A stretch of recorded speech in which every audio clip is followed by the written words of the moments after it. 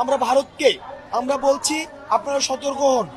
আপনারা যদি মনে করে থাকেন যে বাংলাদেশের এই যে রাষ্ট্র সংস্কারের কাজ সেটিকে ব্যাহত করার জন্য আপনারা আমাদেরকে এভাবে মানুষকে সংকটকালীন সময়ের মধ্যে পড়বেন, আপনারা চিকেন নেকের কথা ভুলে যাবেন না।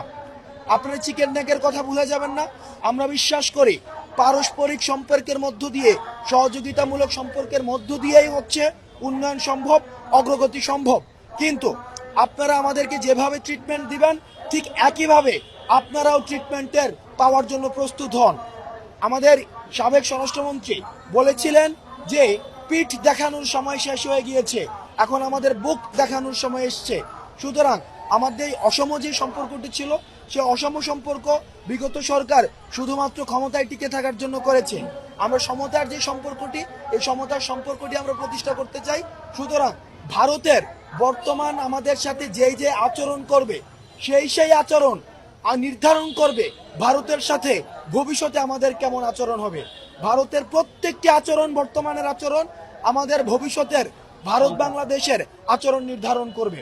সেই জায়গা থেকে আমরা ভারতকে বলতে চাই আপনারা সহযোগিতামূলক সম্পর্ক রাখুন, প্রতিবেশী সুলভ সম্পর্ক রাখুন, এবং আপনারা যদি আমাদেরকে এভাবে সংকটকালীন সময়ের মধ্যে আপনারা ইচ্ছাকৃতভাবে ঠেলে ফেলে দেন, সেটির প্রতি উত্তর বা সেটির যে পাল্টা ব্যবস্থা সেটিও কিন্তু বাংলাদেশ গ্রহণ করবে।